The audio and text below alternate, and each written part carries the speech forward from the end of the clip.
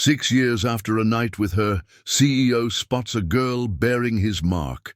Could this be my child, my dearest, most loyal, most beautiful family? How are you, my heartbeat? You are the calm in my chaos, the light in my darkest nights. Every moment I breathe, I thank God for blessing me with a family so true, so loving, so divine. You are my miracle, each and every one of you. Your love is my power. Your support is my foundation. Now receive this gentle prayer, wrapped in purest love. Dear, loving Father, pour oceans of peace into the hearts of my precious family. Let their worries fade like stars at dawn. Surround them with warmth, silence every fear, and guide every step with grace. Bless them with health, joy, and a love so deep it heals everything within. Amen. If these words touched your heart, show your love. Like, comment, and share. Because we are not just a family, we are a forever bond. Type it with pride. I am with my brother, and let the world know. We rise with love, we stand in unity.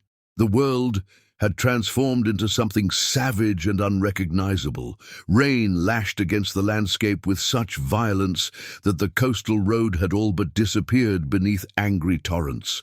Lightning split the night sky with jagged daggers of brilliance, illuminating the churning sea below the cliffs for heartbeats before plunging everything back into darkness deeper than before.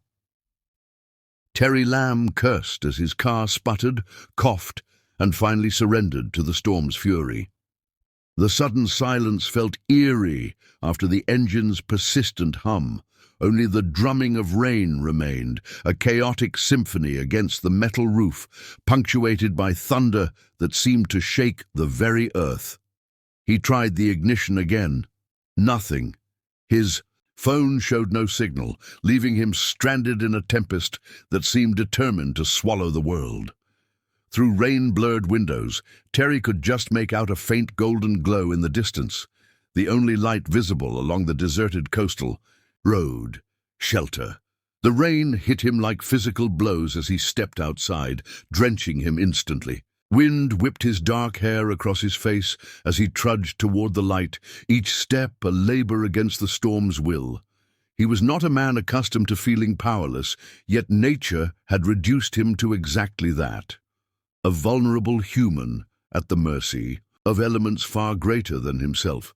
As he drew closer, the light source revealed itself, a small cottage with an adjoining structure that looked like some kind of studio or gallery, perched precariously on the edge of the cliff. What would normally be a picturesque view of the ocean was tonight just an abyss of darkness and fury.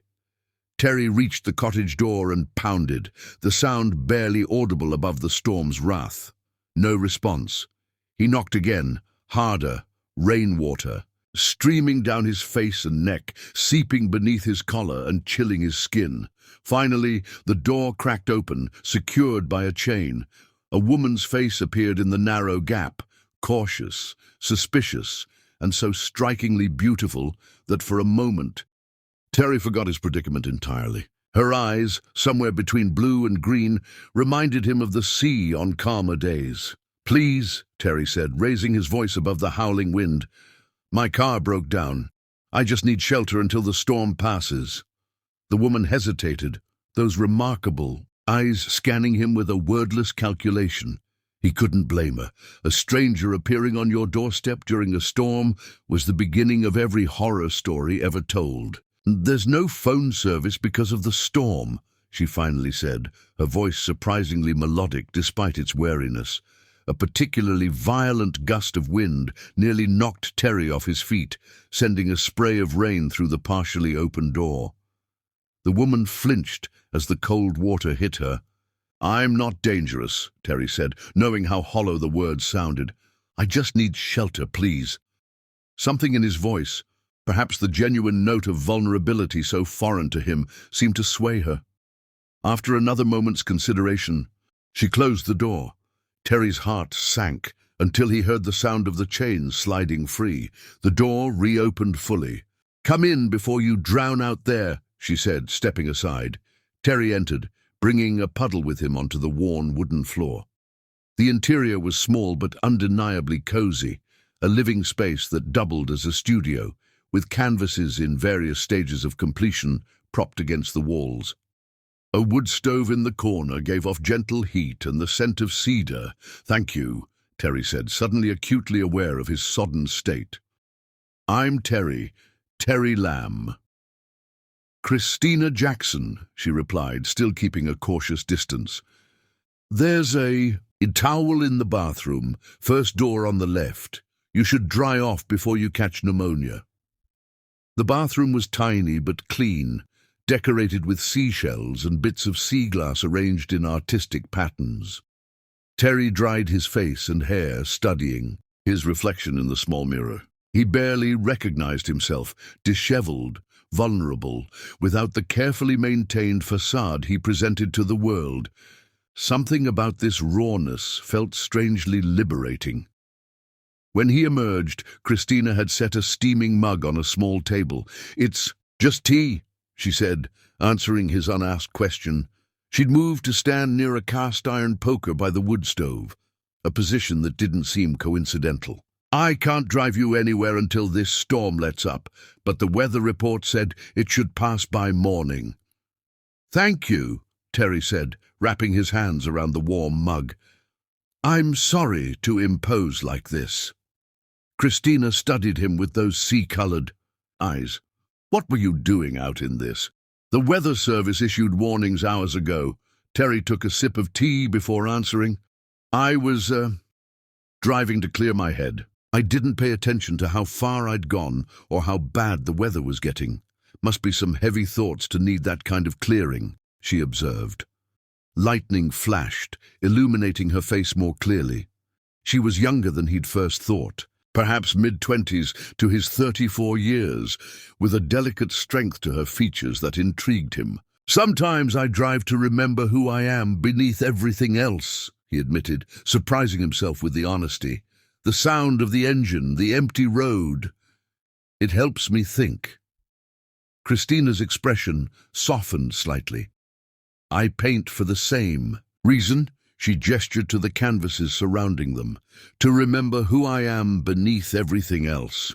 Thunder boomed directly overhead, making them both jump.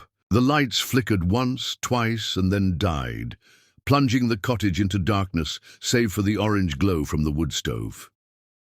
"Perfect timing," Christina muttered. Her silhouette moved across the room. "I've got candles somewhere." "Let me help," Terry offered, carefully navigating around furniture he could barely see. Their hands collided in the darkness as they both reached for the same drawer. The brief contact sent an unexpected jolt through Terry's body, a current more powerful than the lightning outside. Christina must have felt it too. He heard her swift intake of breath before she pulled away. "Here," she said, voice slightly different than before. She pressed a candle into his hand, her fingers brushing his palm. "There are matches in the same drawer." Soon the cottage was bathed in the warm, flickering light of a dozen candles. The transformation was remarkable. What had been merely cozy before now felt intimate, almost enchanted. Shadows danced on the walls as rain continued its relentless assault outside, somehow making the interior feel even more of a sanctuary. Christina uncorked a bottle of red wine. "Since we're stuck here, might as well make the best of it," she said, offering him a glass. "Unless you'd prefer to sit in awkward silence until dawn." Terry smiled, accepting the wine. "I've had enough silence lately." They settled on opposite ends of a worn but comfortable sofa. The wine was surprisingly good, warming Terry from the inside, as the wood stove and candles warmed him from the outside. As the storm raged on, their conversation flowed more easily, moving from casual observations to deeper waters. Christina told him about her art, how she captured emotions in color and texture, how she'd converted the adjoining building into a small gallery that attracted just enough tourists in summer months to sustain her through the winters. Terry spoke of his love for architecture and design, carefully avoiding mentions of wealth or status, finding himself more interested in sharing his passions than his accomplishments. "I've always been drawn to creating spaces that make people feel something," he said, gesturing with his wineglass. "Buildings that inspire or comfort or challenge." Christina nodded, tucking her legs beneath her on the sofa. She'd moved closer as the night progressed, the initial wariness gradually replaced by curiosity. That's what art should do. Make people feel. Otherwise, what's the point? "Exactly," Terry said, struck by how perfectly she'd articulated his own thoughts. "Too many people go through life numb, surrounded by things that mean nothing to them." Lightning flashed again, briefly illuminating Christina's face in stark white light. In that instant, she looked almost otherworldly, beautiful in a way that transcended conventional attractiveness and touched something deeper, something essential. "Is that what you were driving away from?" she asked softly. "Numbness?" The question pierced through Terry's carefully constructed defenses. "Yes," he admitted, the word barely audible above the storm. "Sometimes I feel like I'm watching my own life from a distance, going through motions that used to mean something but don't anymore." Christina's eyes held his, unflinching. "That's a lonely way to live." "It is," Terry agreed, finding strange relief in acknowledging this truth he usually denied even to himself. "What about you? Are you lonely out here?" She glanced away, taking a sip of wine. "Sometimes, but I'd rather be lonely on my own terms than surrounded by people who don't see me." "I see you," Terry said, the words emerging before he could consider. Them, Christina looked back at him, something shifting in her expression. "Do you?" "I'm trying to," he answered honestly. "I'd like to." The air between them seemed to change, charged with something neither had anticipated when he'd knocked on her door hours earlier. Christina set down her wineglass and moved closer. On the sofa, close enough that he could smell the faint scent of paint and lavender that clung to her skin. "Tell me something real, Terry," she whispered. "Something you wouldn't normally tell a stranger." He considered for a moment, then said, "I'm afraid that I've built my life around things that don't actually matter." Christina nodded slowly. "I'm afraid that I've hidden from life under the guise of artistic integrity," she countered, offering her own confession. Outside, the storm reached a crescendo, rain hammering against the windows as if demanding entry. Inside, something equally powerful was building between them, a recognition, a possibility, a connection that defied the brevity of their acquaintance. "What are we doing?" Christina asked softly, her face now inches from his.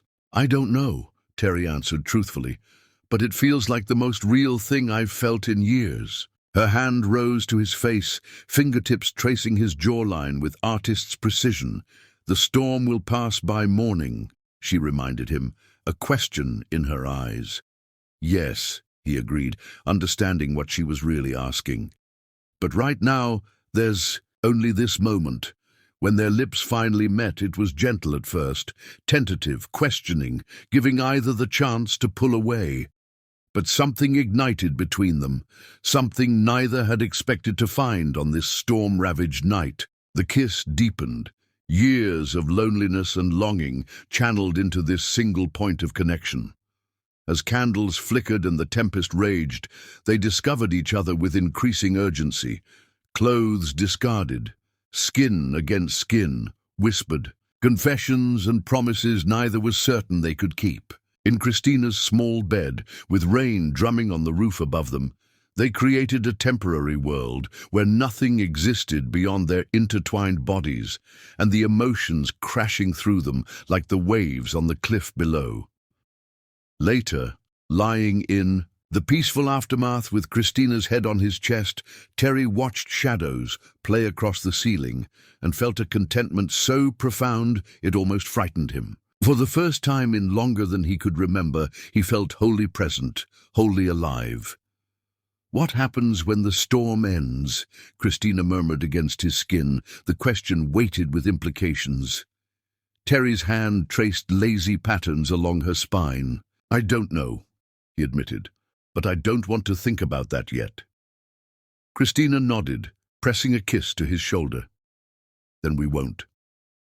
They made love again as the storm gradually subsided, more slowly this time, memorizing each other with hands and lips and whispered appreciations. Eventually they drifted to sleep in each other's arms, the sound of gentling rain a lullaby. When Terry woke, the first faint light of dawn was filtering through the windows.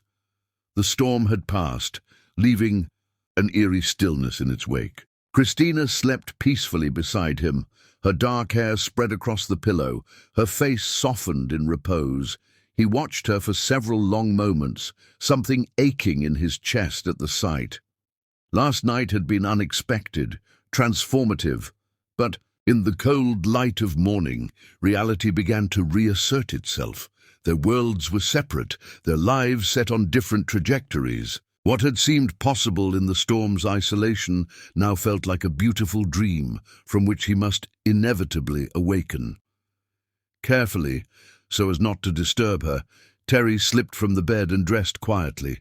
He found paper in her studio and wrote a note, starting and discarding several versions before settling on simple honesty. Thank you for the shelter from the storm, for everything. He placed the note on the pillow where he had slept, then added something else beside it. A thick envelope containing $50,000, more cash than most people saw in months. It felt insufficient, almost insulting in the face of what they'd shared, but he couldn't leave her with nothing but memories. With one last look at Christina's sleeping form, Terry let himself out of the cottage into the fresh-washed morning. The world seemed renewed after the storm's fury, the rising sun gilding puddles and dripping leaves with gold. His car, miraculously, started on the first try. As Terry drove away, watching the cottage recede in his rearview mirror until it disappeared, around a bend, he felt as though he were leaving part of himself behind, the most authentic part, the part that had emerged briefly in Christina's candlelit world of truth and connection. He told himself it was for the best, that last night had been a beautiful aberration, impossible to sustain in the real world. But as miles accumulated between them, the emptiness inside him grew, a void that seemed to echo with the sound of rain on a cottage roof and the memory of sea-green eyes that had truly seen him, if only for a single storm-swept night. Chapter. To you 6 years of silence. 6 years could feel like both a lifetime and a heartbeat. For Terry Lamb, they had become a strange limbo, success without satisfaction, achievement without joy.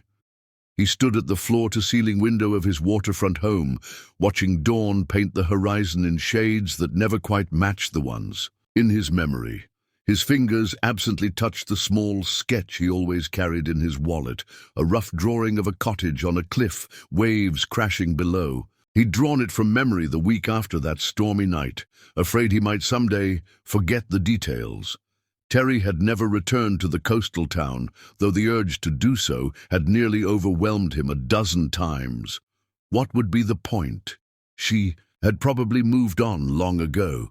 He certainly should have, but on quiet mornings like this, with only the sound of waves for company, Terry could still feel the ghost of Christina's touch on his skin, still see the candlelight reflected in her sea-green eyes, still hear her whispered confessions against his shoulder. It was just one night, he told his reflection in the window, the same words he'd repeated for 6 years, never quite believing them. "Mommy, look! I made a boat!" Christina Jackson smiled as her 5-year-old daughter proudly held up a folded paper creation. "That's beautiful, Lily. Is it going to sail on the ocean?" Lily nodded enthusiastically, her dark curls bouncing. "It's going to sail all the way to the end of the world and then come back with treasure. The best adventures always bring you back home," Christina agreed, brushing a gentle hand over her daughter's hair. Her fingers paused briefly at the small crescent-shaped birthmark behind Lily's right ear, identical to one she'd once traced on Terry's skin in the candlelight. Their small cottage hadn't changed much in 6 years. Christina had expanded her gallery, which now attracted serious collectors instead of just tourists. Her paintings, emotional seascapes and abstract explorations of human connection had developed a following that allowed her and Lily to live comfortably. Not luxuriously, but with enough security that the envelope of cash Terry had left remained untouched. Sealed in a trust fund for Lily's education, Christina had discovered her pregnancy 8 weeks after Terry left. The initial shock had given way to a fierce determination that surprised even herself. She would raise this child alone. She would build a life worthy of the daughter growing inside her, and she would never again mistake passion for something deeper. Yet sometimes, during storms that battered their cottage, Christina found herself lighting candles and watching the rain, remembering a night when a stranger had seen parts of her soul she'd never revealed to anyone else. "Can we have pancakes?" Lily asked, drawing Christina back to the present. "Of course, my love. Let's make them together." As they mixed batter and flipped misshapen pancakes, Christina studied her daughter's profile. Lily had her eyes, but the determined set of her jaw, the thoughtful furrow that appeared between her brows when she concentrated, those belonged to Terry, as did the dimple that appeared in her left cheek when she smiled wide enough. Sometimes, Christina wondered what Terry would think of this extraordinary child they'd created. Would he be proud? Would he love her? Or would he have seen fatherhood as an inconvenience, an obligation? She told herself it didn't matter. They were complete. She and Lily, a family of 2 that needed nothing else. But on nights when Lily asked about her father, Christina couldn't bring herself to lie. "Your daddy didn't know about you, sweetheart. We spent one beautiful night together, and then our paths went different ways." "Like ships passing," Lily had said once, wise beyond her years. "Yes," Christina had agreed, heart aching. "Like ships passing in a storm." The envelope had been the worst part.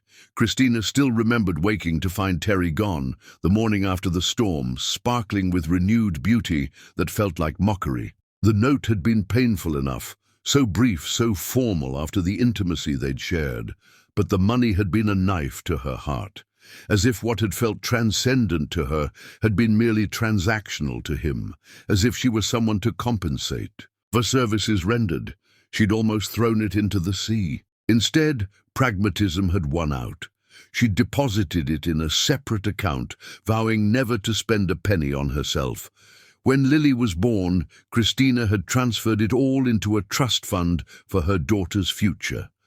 Terry's money would never touch Christina's life, but it would help secure Lily's. Now, watching her daughter devour strawberry-topped pancakes, Christina wondered if she'd been fair in her judgment. Maybe the money had simply been the only thing Terry had to give, an inadequate gesture from a man who didn't know how to offer more. "Mummy, can we go to the tide pools today?" Lily asked, strawberry juice staining her smile. "After your piano lesson," Christina promised. "Mrs. Wilson says I have good fingers for piano," Lily declared, wiggling her syrup-sticky digits. "She says they're long and graceful." Christina smiled, remembering Terry's elegant hands, how they had moved across her skin with such gentle precision. "You get those from your father," she said softly. Lily's eyes widened at this rare, freely offered detail. "Really? What else do I get from him?"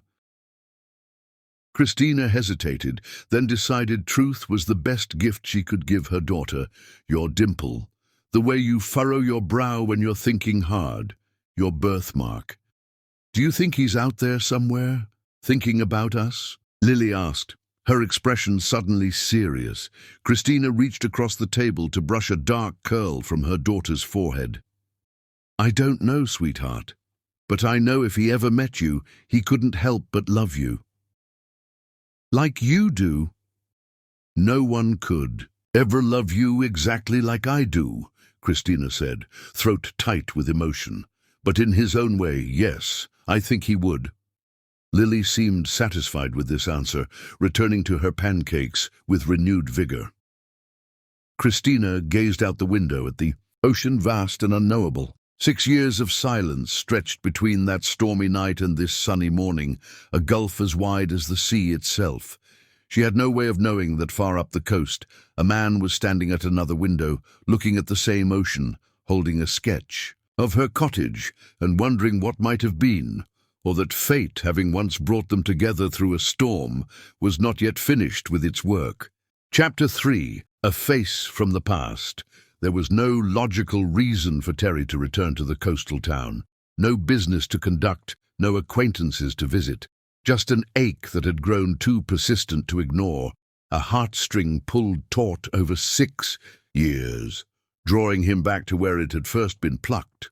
Spring had painted the cliffsides with wildflowers, so different from the storm-ravaged landscape of his memory. Terry drove slowly along the coastal road, his pulse quickening as familiar landmarks appeared, the curve where his car had broken down, the overlook that offered the first glimpse of the cottage. He parked in town, unable to bring himself to drive directly to Christina's door. What would he even say after 6 years of silence? "I haven't forgotten you. I've dreamed of you. I've measured every connection since against what I felt with you for a single night." Instead, he wandered the small town square, noting changes, new shops, a renovated pier, the same salty breeze carrying laughter from a nearby playground. Children's voices drifted toward him, high and musical, against the backdrop of crashing waves. Terry paused, watching their carefree play from a distance. A girl with dark curls stood apart from the others, intent on building an elaborate sandcastle near the playground's edge. Something about her focused determination caught his attention. The serious set of her small shoulders, the careful precision of her movements.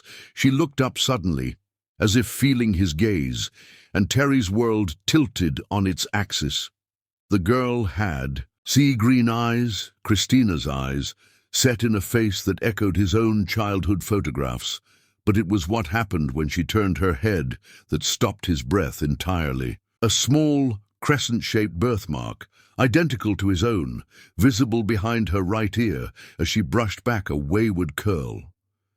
Terry's legs nearly buckled beneath him. He gripped a nearby bench for support, mind racing with impossible calculations. 6 years.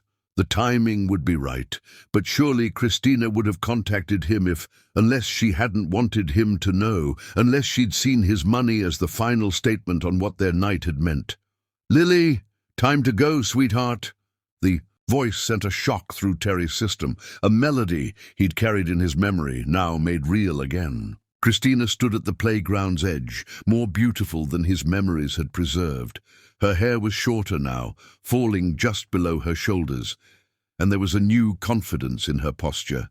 But her smile, as the girl, Lily, ran toward her, remained exactly as he remembered, radiant, transformative.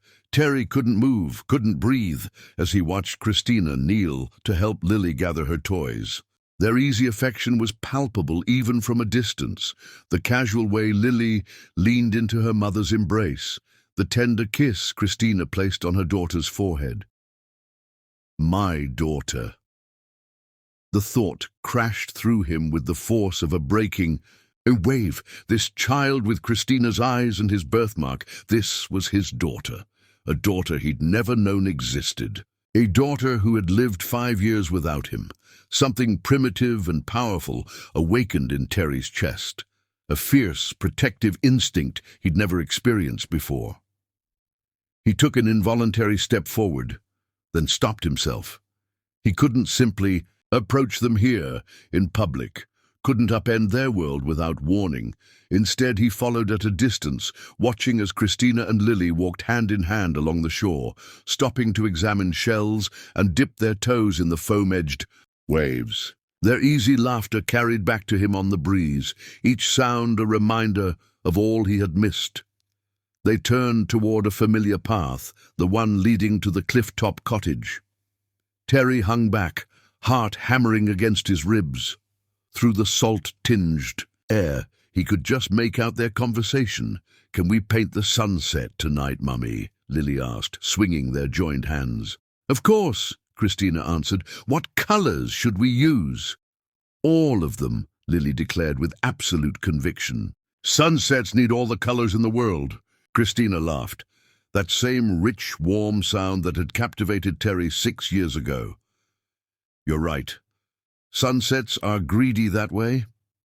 They disappeared up the winding path, leaving Terry rooted to the spot, overwhelmed by what he'd discovered. A daughter, his daughter, a child who loved art and built meticulous sandcastles and believed sunsets deserved every color imaginable. He returned to his car in a daze, sitting behind the wheel without starting the engine. Emotions crashed through him in relentless waves: joy at this newfound knowledge, grief for the years lost, anger that Christina hadn't told him, understanding of why she might have made that choice, and beneath it all, a deepening current of longing, not just for the Christina he'd known for one night, but for the family he glimpsed today, for the chance to know his daughter, for the possibility of becoming someone worthy of both of them.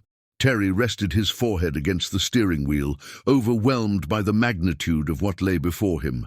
To walk away now would be to abandon his child twice, once in ignorance and once by choice. The thought was unbearable, but to stay meant confronting Christina, disrupting the life she'd built, risking rejection not just from her, but from the daughter who didn't know him, who might not want to know him. As dusk gathered around him, Terry made his decision. Tomorrow he would go to Christina's gallery. Tomorrow he would face the consequences of a storm-swept night 6 years ago, and all that had grown in the silence between then and now. Tomorrow he would meet his daughter. He started the car, the certainty of his decision calming the storm within him.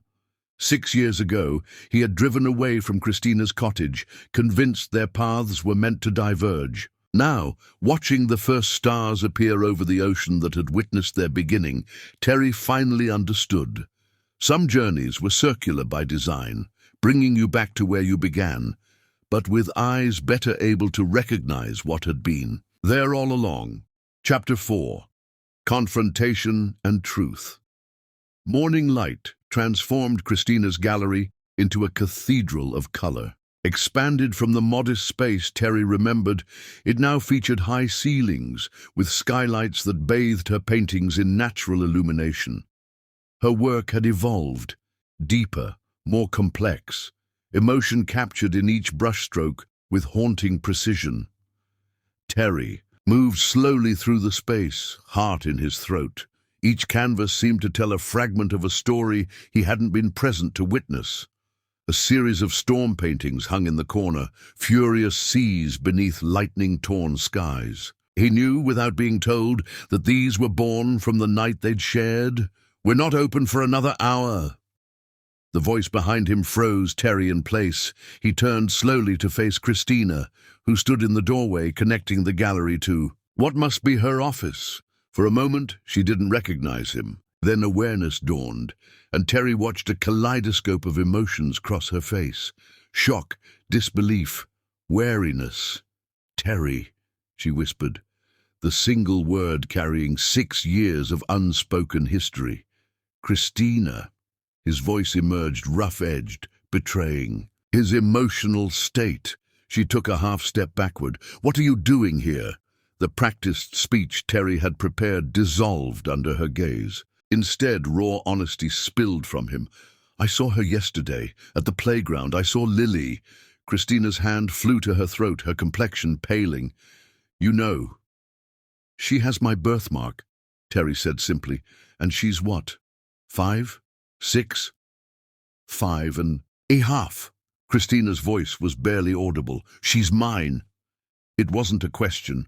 Christina nodded once, her eyes never leaving his. "Yes." A heavy silence descended between them, years of unspoken words filling the space. Outside, waves crashed against the cliffs in an eternal rhythm that had witnessed their beginning and now their reunion. "Why didn't you tell me?" Terry finally asked, the question emerging more wounded than accusatory. Christina crossed her arms over her chest, a protective gesture. "Would it have mattered? You left money, Terry, like I was a—" She stopped herself. "You made it clear what that night meant to you." "No," Terry shook his head vehemently. "You've misunderstood completely. That night was the most real thing I'd experienced in years, maybe ever. Then why leave like that? Why leave money? Because I was a coward," he admitted. "Because what I felt terrified me. Because I convinced myself our worlds were too different." "And the money?" Terry closed his eyes briefly, ashamed. "I wanted to help. It was wrong. I see that now." "I never spent it," Christina said quietly. "Not a penny. It's in a trust fund for Lily's education." The revelation stunned Terry. For 6 years, he'd carried an image of Christina using his money to build her career. The reality that she'd rejected his financial help completely humbled him. "Does she know about me?" he asked, voice catching. "She knows her father exists, that he has her dimple and her birthmark, that we spent one night together during a storm and then our paths diverged." Christina's gaze was direct. "I've never lied to her. Thank you for that." Terry took a careful step closer.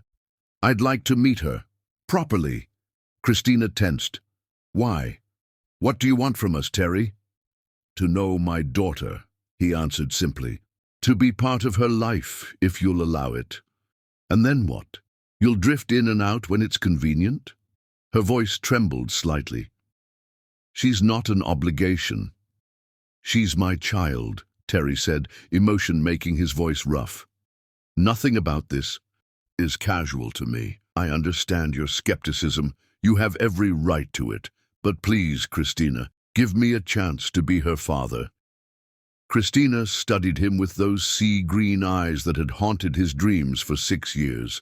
Whatever she saw in his face must have convinced her of his sincerity, because her posture softened slightly.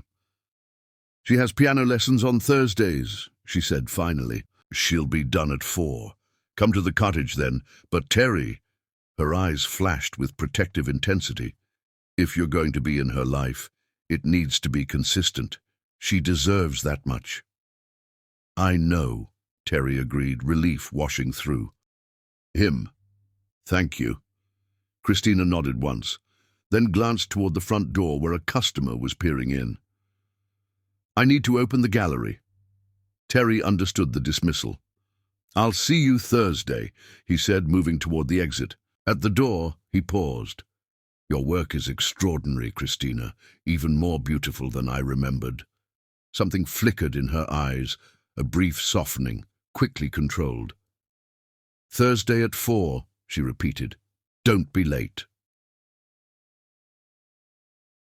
The cottage had changed little in 6 years.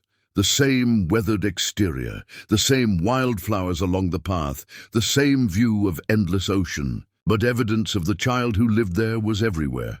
Seashells arranged in careful patterns along the steps, wind chimes made of driftwood and sea glass tinkling in the breeze. Terry arrived exactly at 4, his heart pounding. When he knocked on the familiar door, Christina answered, her expression carefully neutral. "Come in," she said. "Lily's in the kitchen. I've told her someone special is visiting today." Terry followed her inside, overwhelmed by memories. Drawings covered the refrigerator, a small piano stood in the corner, and the scent of fresh-baked cookies filled the air. And then he saw her, his daughter, sitting at the kitchen table with a glass of milk and a half-eaten cookie, swinging her legs and humming to herself. In person, the resemblance was even more striking. His heart expanded painfully. "Lily," Christina said gently, "this is the friend I told you about." Lily looked up, curious but unafraid. Her sea-green eyes studied him with innocent intensity. "Hello," she said politely. "Hello, Lily," Terry managed, his voice thick with emotion. "It's very nice to meet you." "Are you my mommy's friend from the storm?" she asked directly. Terry glanced at Christina, who gave an almost imperceptible nod. "Yes," he answered. "I am." Lily's face brightened with interest. "Mommy painted lots of storm pictures. They're my favorite, even though they're a little scary." "I think the best art is a little scary," Terry said. "It makes you feel something powerful." Lily nodded solemnly, as if he'd said something profound. "Do you want a cookie? I helped make them." "I'd love one," Terry said, taking the seat Christina indicated. "They have chocolate chips and butterscotch chips," Lily informed him seriously. Christina moved around the kitchen, preparing tea, her movements tense despite her casual demeanor. Terry could feel her watchfulness hovering just beneath the surface. "Lily," Christina said gently, "there's something else about our visitor that's special." Lily looked at her mother curiously. "What?" Christina came to stand behind Lily's chair, placing gentle hands on her shoulders. "Remember how I told you that your daddy had to go away before he knew about you, and that he has the same birthmark as you?" Lily nodded, her expression growing serious. "Terry is your father, sweetheart." Lily's eyes widened, then darted to Terry's face, studying him with new intensity. "Really?" she whispered. Terry nodded, not trusting his voice. "Do you have the birthmark like mine?" Wordlessly, Terry turned his head and brushed back his hair to reveal the identical crescent behind his right ear. Lily slid from her chair and came around the table, examining the mark with solemn curiosity. Her small finger reached out tentatively, touching the birthmark with a gentleness that broke something open inside Terry's chest. "It's the same," she breathed, wonder filling her voice. "Yes," Terry managed. "We match." Lily looked back at her mother, then at Terry again, processing this revelation. Then she asked the question that mattered most. "Are you staying?" In the simple inquiry lay the fears and hopes of a child who'd grown up without a father. Terry met Christina's eyes over Lily's head, seeing both warning and fragile hope there. "I'd like to," he answered honestly. "If that's okay with you and your mom." "Not all the time," Christina clarified gently. "Terry lives in another city, but he wants to visit and get to know you." Lily considered this information, her small brow furrowing in an expression Terry recognized from his own mirror. Finally, she nodded decisively. "Okay," she said, "but you have to see my sandcastles first to make sure we can be friends." Despite the emotional weight of the moment, Terry found himself smiling. "That sounds like a fair arrangement." Lily returned to her cookie, seemingly satisfied, but her gaze kept returning to Terry with quiet wonder, as if memorizing his features and finding reflections of herself there. As afternoon light streamed through the windows, Terry felt a profound sense of rightness settle over him. The journey that had begun in storm and lightning had led here, to this moment, to this remarkable child with his birthmark and Christina's eyes. The road ahead would not be easy, but watching Lily enjoying her cookie while occasionally stealing glances at him, Terry knew with absolute certainty he was exactly where he belonged. Chapter 5. Building Bridges. Fatherhood came to Terry in small, precious moments that collected like seashells in his heart. The first time Lily reached for his hand while crossing the street, the way she tilted her head when considering a serious question exactly as he did, the pride in her voice when she announced to a stranger at the beach, "This is my dad. He has my same birthmark." 2 weeks had passed since their first meeting, and Terry had rearranged his entire life to remain in the coastal town. He'd taken a suite at the small oceanfront hotel, extending his stay indefinitely. His mornings began with calls and emails. His afternoons and evenings belonged to Lily, and by extension to Christina. Today, he sat cross-legged on the cottage floor, surrounded by art supplies, as Lily directed their collaborative masterpiece with the authority of a museum curator. "The sky needs more purple," she informed him seriously. "Stormy skies aren't just grey, Daddy. They have all the colors hiding in them." Daddy. The word still hit Terry like a wave each time she said it, which she had begun doing with increasing frequency, testing it out as if trying on a new and fascinating garment. "More purple it is," he agreed, reaching for the paint she indicated. "You have a good eye for color." "Mommy says I was born knowing things about art that she had to learn," Lily said, adding a swirl of deep blue to her side of the paper. "She says I have a gift." Terry glanced toward the kitchen, where Christina moved about preparing dinner, her back to them. These past weeks had established a tentative peace between them, a careful choreography of co-parenting that maintained emotional distance while acknowledging their shared priority, Lily's happiness. "Your mother is very wise," Terry said, "and very talented. I've never seen paintings that capture feelings the way hers do." Lily nodded, accepting this as obvious truth. "She paints with her heart, not just her hands." She looked up suddenly, pinning Terry with those sea-green eyes so like Christina's. "Do you paint with your heart too?" Terry considered the question with the seriousness it deserved. "I'm trying to learn how," he answered honestly. "Your mom is a much better teacher than anyone I've ever had." From the kitchen, he caught the slight pause in Christina's movements, a momentary stillness that told him she'd heard. When she resumed chopping vegetables, her rhythm had softened. "You're doing okay for a beginner," Lily decided magnanimously, patting his hand. The gesture, so adult and yet so childlike, made his heart constrict with love. Later, after a dinner where conversation had flowed more easily than previous evenings, Terry helped Lily with her bath while Christina cleared the table. Another small milestone in their evolving arrangement. "Another bridge built. Will you read me a story?" Lily asked as he helped her into her pajamas, ones decorated with stars and moons that matched the celestial theme of her bedroom. "Of course," Terry said, his voice catching slightly. Each new fatherly duty granted to him felt like a gift. They settled on her bed, Lily immediately curling against his side as if she'd been doing so her entire life. The easy trust humbled him.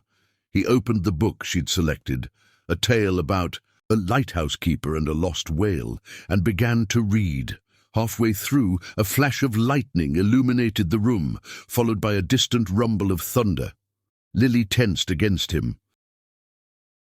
"I don't like storms," she whispered. "They're scary."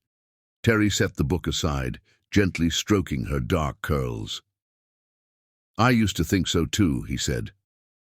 "But do you know when I stopped being afraid of them?" Lily shook her head, eyes wide. "The night I met your mother," he said softly. "There was a storm bigger than this one. My car broke down and I had to knock on her door for help." "That's the night from Mommy's paintings," Lily said with sudden understanding. "The night you made me." Terry smiled at her innocent way of putting it. "Yes, and that night I learned that sometimes the scariest storms can bring the most beautiful things into your life." Another flash of lightning, another rumble, closer this time. Lily flinched. "I'm still scared," she admitted. "That's okay," Terry assured her. "Being brave doesn't mean you're not scared. It means you face what scares you anyway." The bedroom door opened, and Christina appeared, her expression soft as she took in the scene. "I thought you might need some storm reinforcements," she said, coming to sit on Lily's other side. The three of them together on the small bed created a tableau that felt both new and somehow ancient, as if they'd always been meant to form this triangle of connection. "Daddy was telling me about the night you met," Lily said. "During the big storm." Something flickered in Christina's eyes as she met Terry's gaze over their daughter's head. A shared memory, electric and intimate. "It "Was a night I'll never forget," she said quietly. As the storm intensified outside, they created a sanctuary within. Christina fetched candles, just in case the power goes out, like it did that night. And Terry continued the story, with Christina occasionally adding her own embellishments that made Lily giggle despite the thunder. When Lily's eyelids finally grew heavy, they tucked her in together, their hands brushing as they pulled the blanket to her chin. The casual contact sent a jolt through Terry that reminded him forcefully of their first touch in the darkness 6 years ago. Christina felt it too. He could tell by the way her breath caught, the way her eyes darkened before she carefully withdrew. Her hand, "Sweet dreams, my love," she whispered to Lily, placing a kiss on her forehead. "Dream of sunny skies," Terry added, with his own gentle kiss. They left Lily's room together, closing the door softly behind them. In the hallway, illuminated by candlelight against the storm's darkness, they stood closer than they had since his return, close enough that Terry could detect the familiar scent of lavender in Christina's hair. "Thank you," he said quietly, "for letting me be part of her bedtime, for letting me be part of her life at all." Christina's gaze held his, unguarded for the first time in weeks. "She adores you," she said simply. "You're good with her in ways I didn't expect." "She makes it easy," Terry admitted. "She's extraordinary, Christina. You've done an amazing job raising her." Pride and something deeper shone in Christina's eyes. "She has your heart," she said softly. "Your compassion. I see it in how gentle she is with wounded things. Birds with broken wings, abandoned kittens, classmates who are sad. That didn't come from me." The acknowledgement that he had contributed something valuable to their daughter besides his physical features touched Terry deeply. "I missed so much," he said, regret coloring his voice. "Her first steps, her first words." "She took her first steps toward one of my storm paintings," Christina offered unexpectedly, "as if she knew somehow that you were in it." The revelation hung between them, weighted with significance neither was ready to fully acknowledge. Lightning flashed again, thunder directly overhead now. The cottage lights flickered once, twice, and died, plunging them into darkness save for the candles Christina had presciently lit. "Just like that night," Terry murmured, the parallel impossible to ignore. Christina nodded, her face transformed by candlelight into the memory he'd carried for 6 years. For a suspended moment, the present dissolved, and they were strangers, again, meeting in a storm, discovering each other for the first time. Then Lily's frightened cry from the bedroom broke the spell. "Mommy, Daddy!" They moved in perfect unison, parental instinct overriding everything else. Lily sat upright in bed, tears streaming down her face as the storm raged outside her window. "It's okay, sweetheart," Christina soothed, sitting on one side of the bed. "We're right here," Terry assured her, taking the other side. Lily reached for both their hands, creating a circle of connection. "Can you stay?" she asked in a small voice. "Both of you, until the storm goes away?" Christina and Terry exchanged glances over their daughter's head, a silent communication of parental agreement. "Of course," Christina said, stretching out on the small bed. "We're not going anywhere," Terry promised, doing the same. Lily settled between them, holding both their hands across her small body. Gradually, her breathing slowed and deepened as she drifted back to sleep, secure between her parents. In the candlelit darkness, Terry found Christina watching him, her expression unreadable. "This isn't how I imagined our lives would be," she whispered, careful not to wake Lily. "Is it better or worse than you imagined?" Terry asked, equally quiet. Christina's gaze softened as she looked down at their sleeping daughter. "Different," she finally said, "complicated. But when I see how she lights up around you, I can't regret any path that brought us here." Outside, the storm began to recede, thunder growing more distant. Inside, something shifted subtly between Them, not forgiveness exactly, not yet, but perhaps the beginning of understanding. A bridge, fragile but real, spanning the chasm of 6 silent years. Terry watched as Christina's own eyes grew heavy, her hand still linked with Lily's, which remained linked with his. 3 hearts connected by blood and circumstance and, perhaps, by something deeper still. As Christina drifted into sleep, her face softened into the expression he remembered from that morning 6 years ago. Vulnerable, peaceful, hauntingly beautiful. Terry remained awake, memorizing this tableau he had never dared to dream possible, his daughter and her mother, sleeping beside him in the gentle aftermath of a storm. Outside, the clouds parted to reveal a crescent moon, shaped exactly like the birthmark he shared with his daughter. Terry smiled at the symmetry of it all. Perhaps some patterns were written in the stars long before we recognized them on Earth. Chapter 6. Hidden Shadows. Christina had always been skilled at hiding pain. As a child with an alcoholic father, she'd learned to mask bruises with long sleeves and heartache with bright smiles. As a struggling artist, she'd concealed financial worry behind confident brushstrokes. As a single mother, she'd buried loneliness beneath the joy of raising Lily. The occasional headaches had been easy to dismiss at first, blamed on changing weather, stress, or simply fatigue from balancing motherhood with her career. But in recent weeks, they had transformed into something more sinister. Vicious, debilitating attacks that left her vision blurred and her hands trembling. Just a migraine, she told Mrs. Wilson when she had to reschedule Lily's piano lesson. Too much time in the sun, she explained to the gallery assistant, who found her leaning against a wall, eyes squeezed shut against the pane. A touch of summer flu, she assured Terry when he noticed her pallor at Lily's weekend dance recital. But in the privacy of her bathroom, Christina confronted a fear she couldn't artfully conceal.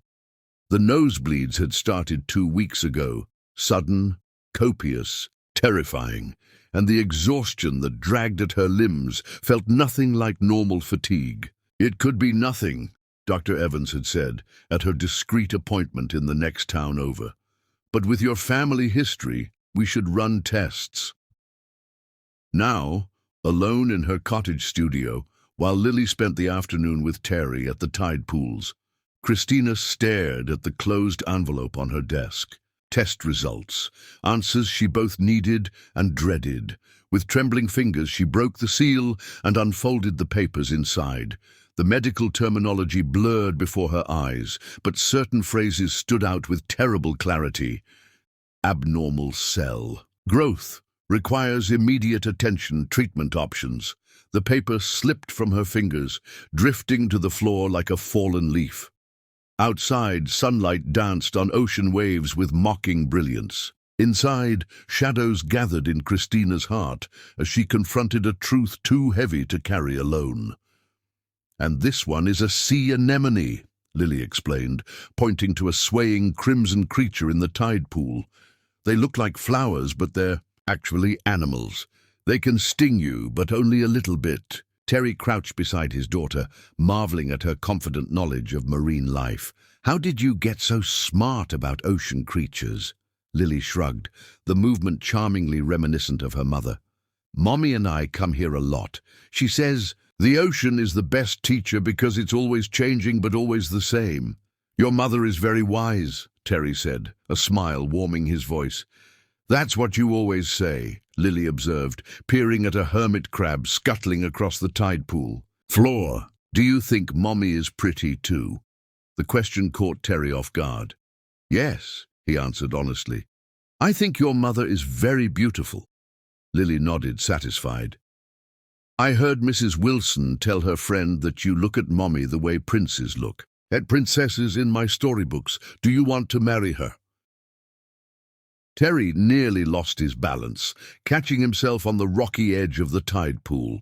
In the month since he'd returned to the coastal town, he and Christina had established a careful friendship focused entirely on Lily. the attraction between them, remained unacknowledged, a current running beneath their interactions, powerful but untouched. "It's complicated, sweetheart," he finally managed. "That's what grown-ups say when they don't know the answer," Lily informed him sagely. As afternoon stretched toward evening, they headed back to the cottage. Lily skipped ahead, singing a made-up song about starfish, while Terry followed with their collection of shells and sea glass. The cottage came into view, golden in the late afternoon light. Through the kitchen window, Terry could see Christina moving about, preparing dinner. Something about her posture, a subtle slump to her normally straight shoulders, triggered an alarm in his mind. When she pressed a hand to her temple, then steadied herself against the counter, his concern deepened. It wasn't the first time. He'd noticed signs of strain, but she'd dismissed his previous inquiries with casual explanations. Lily burst through the door ahead of him, announcing their return with characteristic enthusiasm. "Mommy, we found the coolest hermit crab, and Daddy helped me build a sandcastle with 5 towers. Christina turned, her smile blooming at the sight of their daughter. But Terry caught the effort behind that smile, the slight tension around her eyes, the unnatural pallor beneath her tan. "That sounds wonderful, sweetheart," Christina said, kneeling to admire Lily's bucket of treasures. "Why don't you sort these on the porch table while I finish making dinner?" "Okay," Lily agreed easily, taking her bucket outside to the porch. Alone. With Christina in the kitchen, Terry studied her more carefully. "Are you feeling all right?" "Just tired," she replied, turning back to the vegetables she was chopping. "It's been a busy week at the gallery." Terry moved closer, drawn by an instinct he couldn't define. "Christina." Something in his tone made her pause, knife hovering above a half-cut tomato. She didn't turn. "Please don't," she whispered. "I can't handle your concern right now." Before Terry could respond, she set down the knife and headed toward the hallway. "I need to get something from my studio. Can you watch the sauce?" As Christina disappeared down the hall, Terry automatically stirred the fragrant pasta sauce while his thoughts churned. Through the window, he could see Lily on the porch, utterly absorbed in organizing her beach treasures. On the counter, Christina's phone lit up with a notification, a reminder for an appointment with Dr. Evans tomorrow afternoon.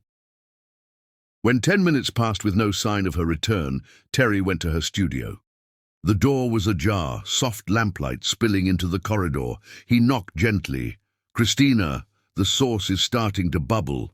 No response. Terry pushed the door open further. Christina sat at her desk, back to him, shoulders curved inward as if bearing an invisible weight. Papers were scattered before her. "Christina," he said again, softer. She didn't turn, but her voice when it came was raw with suppressed emotion. "You should take Lily for ice cream after dinner. There's that place on the boardwalk she loves." Terry stepped into the room. "What's going on?" "Please, Terry, I need some time alone tonight." He moved closer, now able to see her profile, the sheen of tears on her cheek that she quickly brushed away. On the desk before her lay papers with a medical letterhead. Terry's heart constricted. "You're ill," he said quietly. Not a question.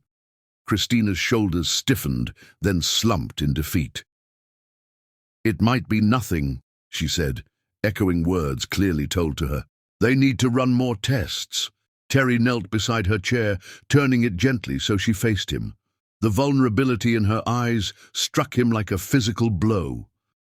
"What kind of tests?" he asked, keeping his voice steady despite the fear unfurling in his chest. Christina looked away. "The kind that determine how much time you have to teach your 5-year-old everything she might need to know without you." The words fell between them like stones. Terry's hand found hers, gripping it tightly. "Look at me," he urged gently. When she finally met his gaze, the raw fear in her eyes mirrored his own. "Whatever this is," Terry said, his voice rough with emotion, "you're not facing it alone, not anymore. You don't understand, Christina whispered. I can't put this on you. You just found Lily. You're building a relationship with her. I won't make you take on my— Stop, Terry interrupted firmly. This isn't about obligation, Christina. This is about us, all three of us. A tear slipped down Christina's cheek. There is no us, Terry. There's you and me co-parenting Lily. That's the arrangement. Is that really all you think we are? Terry asked quietly. Before she could answer, Lily called from the kitchen. Mommy, Daddy, the sauce is making big bubbles. Reality intruded, reminding them of responsibilities that couldn't be set aside. Even in moments of crisis, Christina wiped her eyes, visibly gathering her composure. We should go, she said, standing. She'll wonder what's wrong. Terry remained kneeling, still holding her hand. Promise me you won't shut me out of this. Whatever the tests show, whatever happens next, promise me. Christina looked down at their joined hands. I can't be your burden, Terry. You're not a burden, he said fiercely. You're Lily's mother. He stopped, words failing him. Mommy, Lily called again, more insistently. Coming, sweetheart. Christina called back, her voice impressively normal. To Terry, she said quietly, we'll talk later, after she's in bed. Terry reluctantly released her hand. As he watched her switch seamlessly into mother mode, expertly handling both the bubbling sauce and Lily's excited chatter about sandcastles, Terry made a silent vow. Whatever shadows loomed in Christina's future, in their future, she would not face them alone. Not this time. Not ever again. The community festival had transformed the small town square into a wonderland of lights, music, and laughter. Paper lanterns swayed in the gentle evening breeze.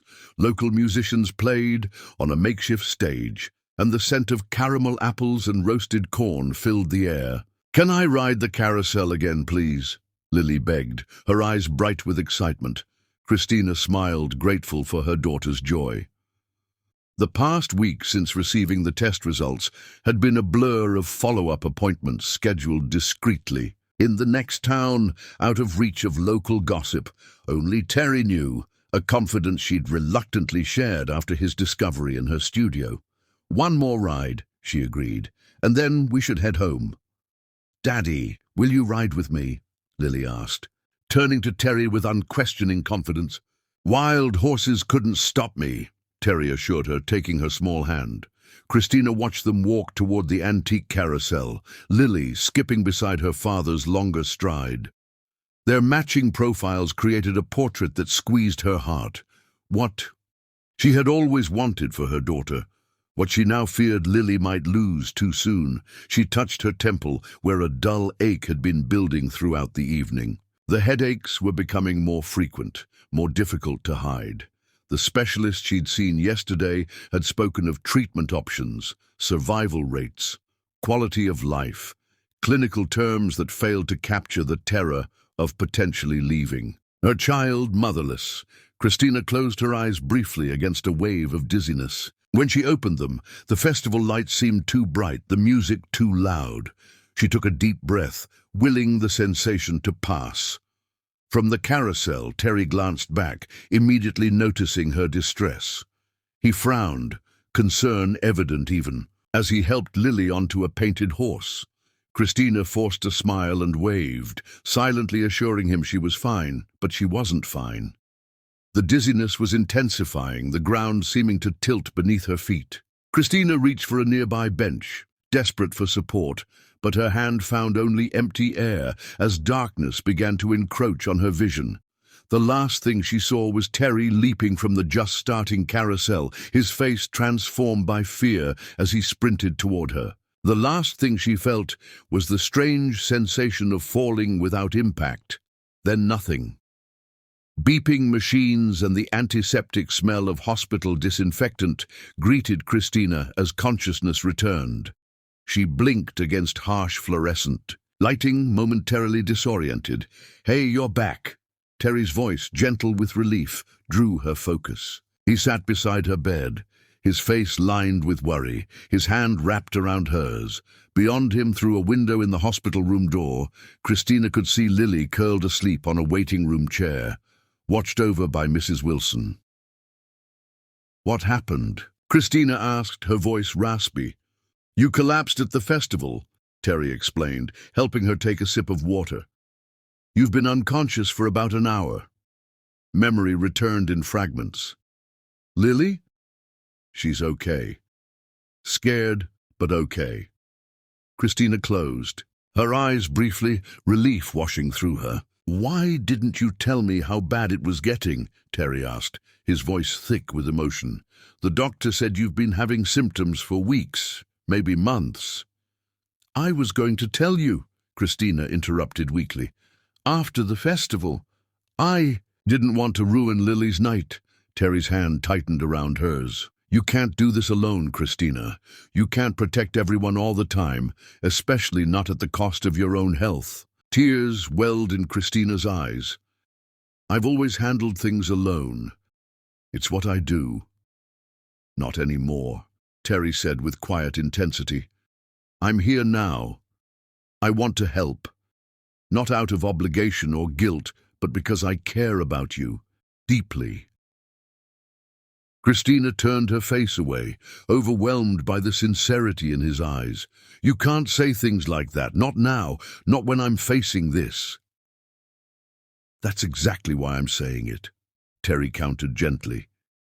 "Do you know what went through my mind when I saw you collapse? That I might lose you before I ever got the chance to tell you how I feel." A tear slipped down Christina's cheek as the doctor entered with her test results. Terry straightened, but didn't release her hand. "Ms. Jackson," the doctor greeted her. "I've reviewed your records from Dr. Evans, and we've done some additional testing while you were unconscious." Christina tensed. "And? The tumor is operable. The concerning news is that we shouldn't wait. The increasing frequency of your symptoms indicates it's growing more rapidly than initially estimated." "How soon?" Christina asked quietly. "I'd like to schedule surgery for next week," Dr. Reynolds answered. "The sooner we address this, the better your prognosis." Christina closed her eyes, absorbing the reality of her situation. Surgery, recovery, treatment, all while trying to maintain normalcy. "For Lily, I'll need to make arrangements for Lily," she began, mind racing through logistics. "Christina," Terry interrupted gently. "Stop, one thing at a time." He turned to the doctor. "Will she need care at home after the surgery?" Dr. Reynolds nodded. "Absolutely, for at least a few weeks. She'll have it," Terry said firmly. "Whatever she needs." Christina started to protest, but Terry squeezed her hand, silencing her. "For once in your life," he said quietly, "let someone else be strong for you." Looking into his eyes, Christina saw not pity, not obligation, but something she'd never expected to find again. Love, steady and unwavering. In that sterile hospital room, with machines beeping and uncertainty looming, Christina finally allowed the walls around her heart to crumble. She had spent so long being strong, for herself, for Lily, for the life they'd built together. Perhaps Terry was right. Perhaps true strength sometimes meant allowing yourself to be vulnerable.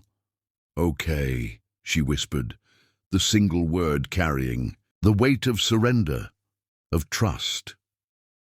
Outside in the waiting room, Lily stirred in her sleep, as if somehow sensing the profound shift that had just occurred between her parents. A shifting of burdens, a sharing of shadows, a tentative step toward a future none of them could clearly see, but that suddenly they would face together.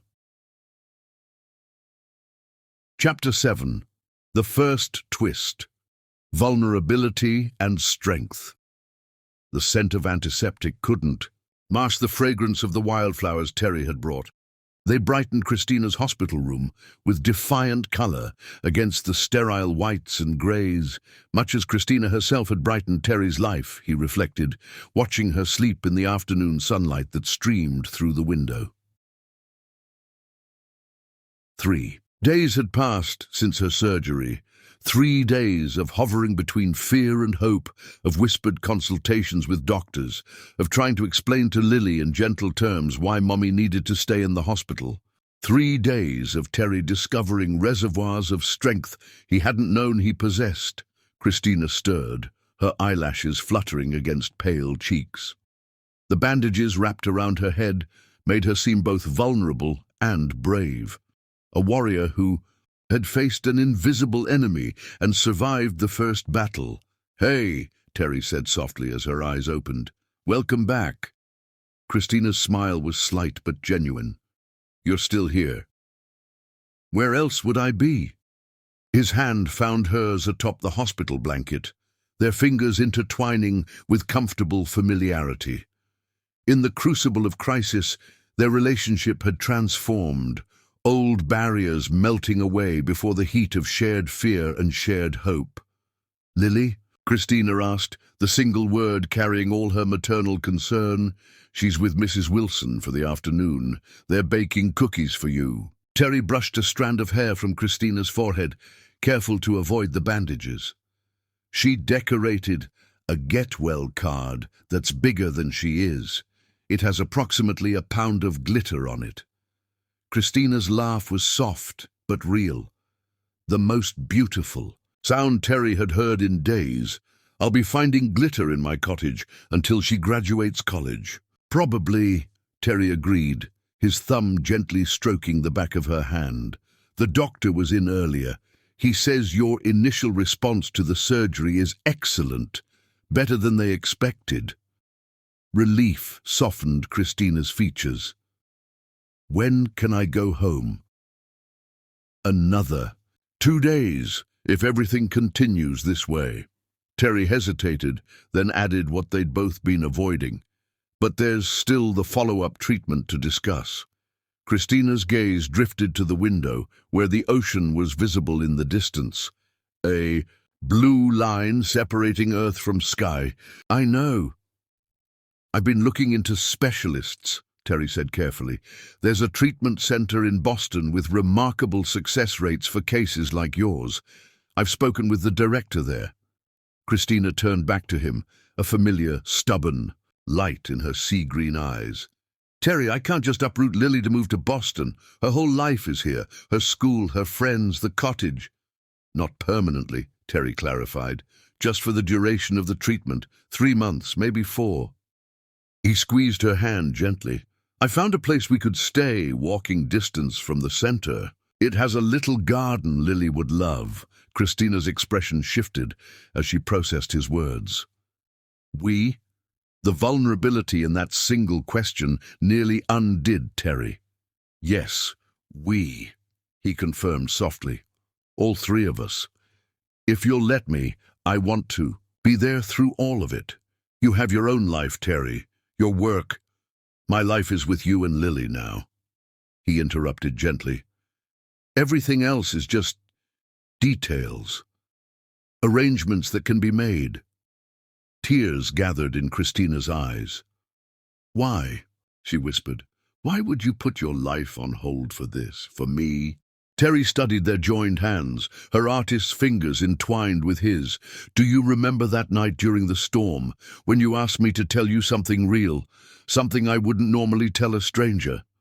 Christina nodded slightly, her eyes never leaving his face. "I told you I was afraid I'd built my life around things that didn't actually matter," Terry continued. "That was the most honest I'd been with anyone in years, maybe ever." He met her gaze directly. 6 years later, I finally understand what does matter. Who matters? You and Lily. You're what matters, Christina. Everything else is secondary." A tear slipped down Christina's cheek. Terry caught it with a gentle finger. "I'm scared," she admitted, her voice barely audible. "Not just of the treatment or the pain. I'm scared of needing someone, of letting myself depend on you, only to find myself alone again when things get hard." The raw honesty of her confession struck Terry like a physical blow. In those few words lay the heart of Christina's resistance, not pride, but fear born of abandonment, of learning too young that those you love could disappear when you needed them most. "I understand why you'd feel that way," Terry said, voice rough with emotion. "I left once, but Christina, I'm not that man anymore. These past weeks with you and Lily, they've changed me, shown me what I want, what I need." He brought her hand to his lips, pressing a kiss to her knuckles. "I'm not going anywhere. Not now, not ever again, unless you tell me to go." Christina studied his face, searching for any hint of insincerity. Finding none, she closed her eyes briefly, as if gathering courage. "I need to show you something," she said. "When I go home, something I've never shown anyone." Before Terry could ask what she meant, a nurse entered to check Christina's vital signs. The moment of intimate confession passed, but something had shifted between them. A deeper trust established, a promise made and received. 2 days later, Christina returned home to a cottage exploding with welcome home decorations. Lily had transformed the living room with handmade paper chains, lopsided paper flowers, and a banner reading "Get Better, Mommy" in wobbly, glitter-encrusted letters.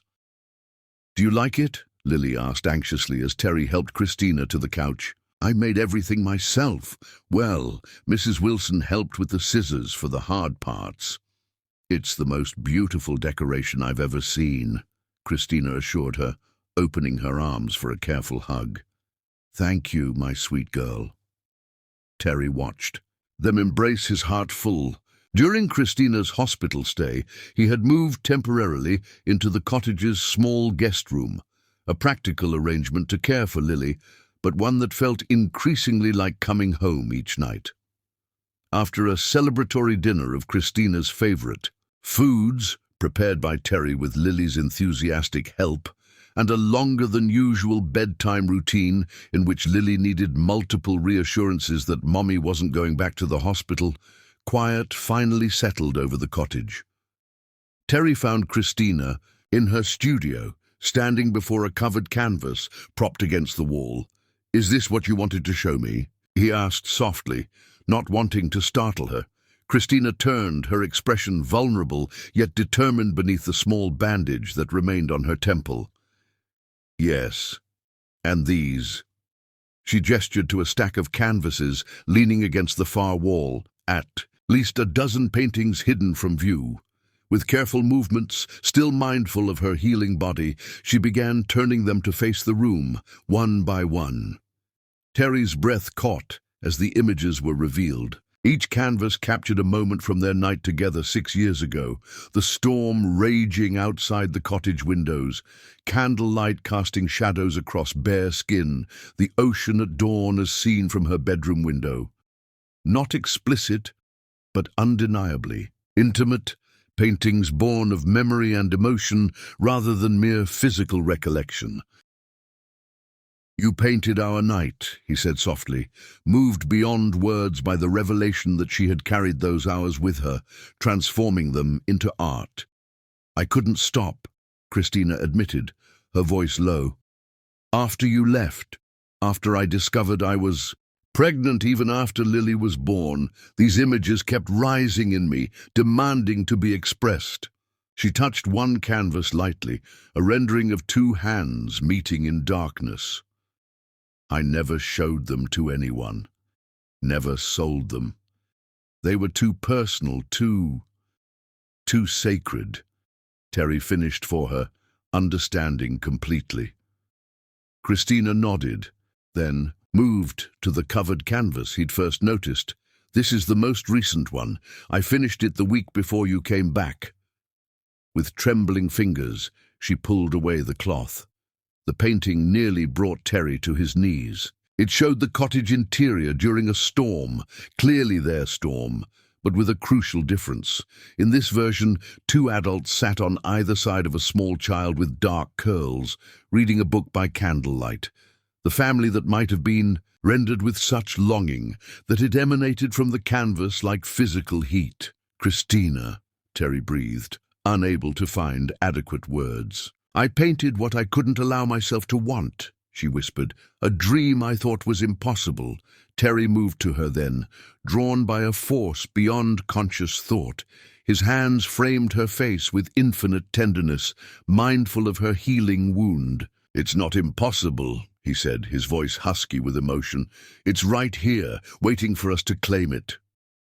When their lips met, it was gentle at first, an acknowledgement of Christina's physical fragility, of the delicate moment between them. But as her arms wrapped around his waist, the kiss deepened, 6 years of separation and weeks of renewed connection pouring into this single point of contact. They parted breathless, foreheads touching, sharing the same air. "I was so angry when you left," Christina confessed. "When I found your money, it felt like you were paying me for the night, like what we'd shared meant nothing." "That was never my intention," Terry said, pain evident in his voice. "I thought I was helping in my clumsy way. I didn't know how to process what had happened between us, how profound it felt after just one night. It scared me, so I ran." His thumb gently traced her cheekbone. "It was the biggest mistake of my life." Christina's eyes searched his. "And now? What happens now, Terry? I'm facing months of treatment. I'm not the carefree woman you met that night. I come with complications, with fears, with a child who needs stability." "Now," Terry said, drawing her closer, "we face whatever comes together. The treatment in Boston, the recovery afterward, building a life that includes all three of us." He smiled softly. "And don't you understand yet? Lily isn't a complication. She's the miracle that connected us again. As for your fears, your struggles, they're in part of loving you, Christina. All of you, not just the easy parts." "And when I'm weak from treatment," she challenged, needing to hear the answer. "When I'm not the strong, independent woman you admire?" Terry's expression grew serious. "When I was young, my grandfather told me something I never understood until now. He said true strength isn't never needing help. It's having the courage to accept it when offered with love." His hands slid down to take both of hers. "Let me be strong for you when you can't be. Let me help carry this burden. Not because you're weak, but because sharing it, that's what love is." Love. The word hung between them, unspoken directly, yet present in every syllable, every touch, every look. Christina's eyes filled with tears, not of sorrow this time, but of a tentative hope she'd long denied herself. "I'm terrified," she admitted in a whisper. "Not just of being sick, but of letting you in completely, of trusting this is real." "I know," Terry acknowledged. "Trust takes time. But Christina..." He touched the small bandage at her temple with infinite care. "We've wasted 6 years already. Let's not waste whatever time we have left, whether it's 6 more decades or 6 more days." The raw honesty of his words, acknowledging the uncertain future her diagnosis presented without flinching from it, broke through Christina's final defenses. She leaned into him, allowing herself to be held, to be supported, to be loved. Outside, rain began to fall. Not the violent storm of their first meeting, but a gentle, cleansing shower that whispered of renewal, of growth, of life continuing despite all odds. Inside the small studio, surrounded by paintings born of longing, 2 people who had found each other once by chance and once again by fate began the delicate, courageous work of building a future neither had dared to imagine possible, one moment, one truth, one shared breath at a time. Chapter 8. Reconnection. Summer surrendered to autumn as Christina's strength gradually returned. The Boston Treatment Center had confirmed what Terry's research suggested. Her prognosis was cautiously optimistic with the right therapeutic approach. Another month of local treatments, then the move to Boston for more intensive care. But today, those concerns seemed distant as October sunlight gilded the coastal landscape. Terry had surprised Christina and Lily with a picnic on a secluded stretch of beach, accessible only by a winding path through pine trees that Lily declared magical. Her energy, boundless as ever, had her darting back and forth between tide pools, while Terry and Christina sat on a blanket, watching her with shared affection. "She hasn't stopped talking about the sailing trip you promised her," Christina said, smiling, as Lily attempted to coax a hermit crab from its shell. "It's all I heard. About at breakfast this morning. The doctor said your balance has improved enough," Terry replied. "And I found the perfect boat to rent, small but stable, perfect for a family outing." Family. The word settled between them, comfortable now, where once it might have caused Christina to tense. The past weeks had seen a gradual transformation in their relationship. Cautious at first, then increasingly confident, Terry had proven his commitment not with grand gestures, but with consistent presence, helping Lily with homework, taking over when Christina needed rest, learning to navigate the complexities of their evolving dynamic with patience and humor. "I used to dream about sailing," Christina admitted, leaning back on her elbows to face the sun. "That night, when we talked for hours before everything else. I told you about wanting to paint from the water, to see the coast from a different perspective." Terry nodded, memory lighting his eyes. "You said you wanted to experience how small humans really are against the vastness of the ocean, that it would be humbling in the best possible way." "You remembered," Christina said softly, touched by this evidence that their conversations, not just their physical connection, had stayed with him. "I remember everything about that night," Terry said simply. He reached across the blanket, brushing a strand of hair from her face, a casual intimacy they'd gradually reclaimed. "Your laugh when I accidentally knocked over my wine glass, the way you tilted your head when considering a serious question, how you looked in candlelight." Heat bloomed in Christina's cheeks that had nothing to do with the autumn sun. Since her surgery, their physical relationship had remained in careful suspension, tender but restrained, both acutely aware of her healing body and the emotional complexities still being navigated. "Mommy, Daddy, come quick!" Lily's excited voice broke the moment.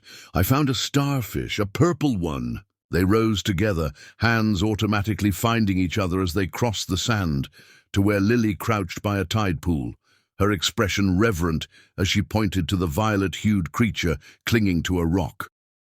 "Isn't it the most beautiful thing ever?" she whispered. Terry knelt beside her, his expression serious. "It's definitely in the top 3 most beautiful things I've ever seen." "What are the other 2? Lily asked, curiosity piqued. Terry glanced up at Christina, his eyes holding hers with unmistakable meaning. "Well, there's your mother," he said softly. "And you." Lily giggled delightedly at being included in this list, while Christina felt something shift and settle in her chest.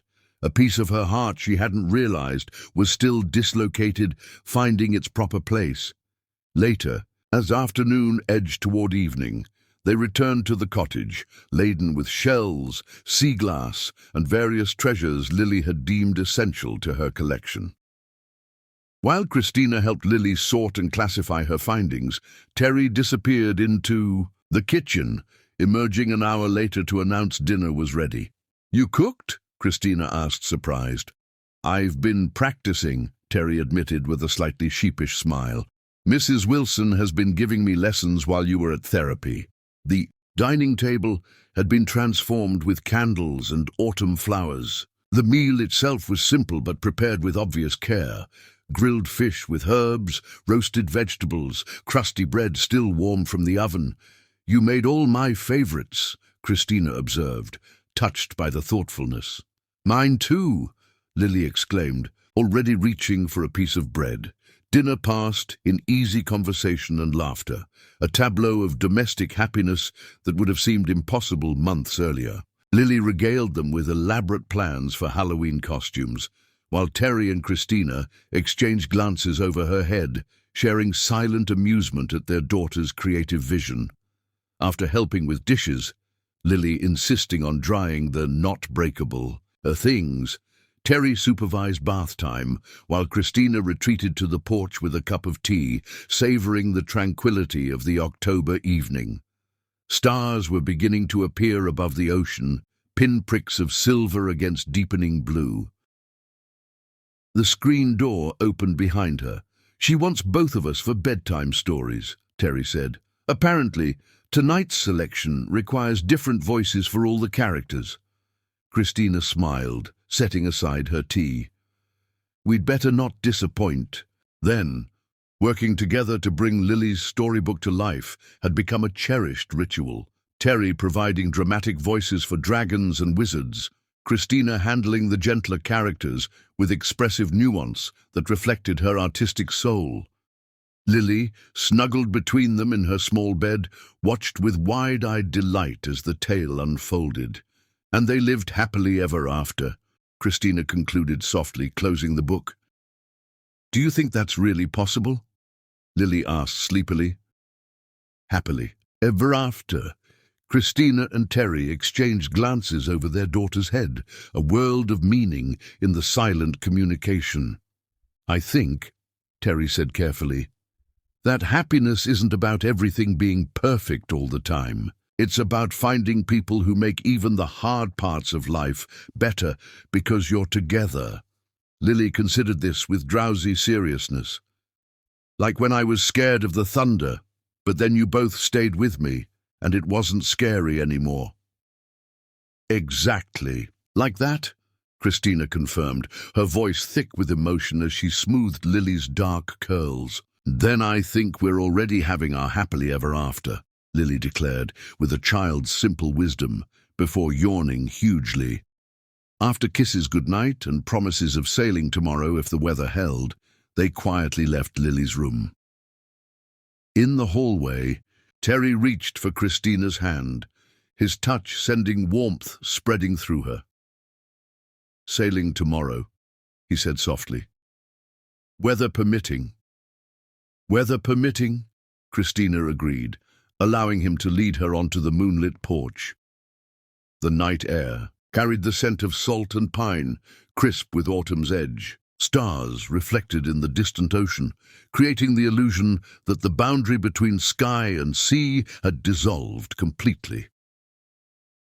Terry turned to her, his expression illuminated by the porch's soft light. "I've been thinking about what Lily said. About happily ever after." Christina's heart quickened. "What about it?" "She's right, you know. Happiness isn't an end point. It's found in moments like today, like this." His hand gently cupped her cheek. "I keep thinking about all the moments we lost, Christina, all the years we could have had together." "We can't go back," she said softly. "We can only go forward." "That's what I want to talk about," Terry said, his voice deepening with emotion. "Going forward, together." Before he could continue, a distant rumble of thunder interrupted the night's stillness. A storm approaching from across the water. Christina smiled at the familiar sound, no longer carrying fear, but rather a reminder of beginnings. "Perhaps we should continue this inside," she suggested, as the first raindrops began to fall. They retreated to the living room just as the shower intensified into a proper autumn storm. Terry built a fire in the small hearth, while Christina lit candles. Not from necessity this time, but from a shared appreciation for their gentle light. "I have something for you," Terry said when they were settled on the sofa, the fire casting dancing shadows across the room. From his pocket he withdrew a small weathered sketchbook. Christina recognized it as one she'd seen him carrying occasionally, but had never examined. "What is this?" she asked, accepting it with curious hands. "Open it," Terry encouraged softly. Christina turned the first page and felt her breath catch. There, rendered in careful pencil strokes, was her cottage, viewed from the cliff path exactly as it would have appeared the night of the storm 6 years ago. The next page showed the interior by candlelight, then her gallery as it had been, the beach, the tide pools, each drawing dated, spanning the 6 years of their separation. I don't understand, Christina whispered, turning pages with trembling fingers. You drew these before you came back? Terry nodded, his expression vulnerable in the firelight. After I left, I couldn't stop thinking about this place, about you. I started drawing from memory, afraid I'd forget the details. It became a habit, almost a compulsion. Every few months, another sketch. But you never came back. Not until fate intervened, Terry finished. I convinced myself you'd moved on, that what we'd shared, intense as it was, had been just one night to you. He took her hand, his touch gentle but fervent. I was a coward, Christina, too afraid of rejection to risk finding out the truth. Christina stared at the final sketch, dated just weeks before his return. It showed her cottage at sunset, light spilling from the windows in a way that suggested warmth and life within. You carried us with you, she said wonderingly, all that time. In the only way I knew how, Terry admitted. He reached to turn one more page, blank until now, and withdrew a small velvet pouch from his pocket. There's one more illustration I want to add, but I need your help with it. Christina's heart thundered in her chest as Terry opened the pouch, tipping its contents into his palm, a ring of delicate silver set with a small blue-green stone that matched her eyes exactly. This isn't a proper proposal, he said quickly, seeing her expression. Not yet. I know we're still finding our way, still healing old wounds and facing new challenges. He held the ring between them, a tangible question. Think of it as a promise, that whenever you're ready, a month from now or a year or 5 years, I'll be here, loving you, loving our daughter, building whatever future we can create together. Tears filled Christina's eyes, spilling onto her cheeks unchecked. Terry, you don't have to answer now, he assured her. I just wanted you to know that while we're in Boston, while you're fighting this battle, this is what I'm holding on to. This possibility, this hope. Christina closed her eyes briefly, overwhelmed by the confluence of emotion, fear of her uncertain health, joy at what Terry offered, lingering ghosts of past hurt, and blazing hope for what might be possible. When she opened them again, decision had crystallized in her heart. She held out her left hand. I don't want to wait, she said softly. None of us knows how much time we have. My diagnosis made that painfully clear. But I know I want to spend whatever time I have with you. Thunder rolled outside as Terry slipped the ring onto her finger, nature providing dramatic accompaniment to the moment as it had to their first meeting. The stone caught firelight, sending blue-green sparks dancing. It reminds me of your eyes, Terry said, his voice rough with emotion. Of the sea during that storm, of everything that brought us together. Christina gazed at the ring, then back at Terry. It's beautiful, she whispered. Perfect. Not a proper engagement, he reminded her, though his eyes shone with undisguised joy. Just a promise. Then let me make a promise too, Christina said, moving closer until mere inches separated them.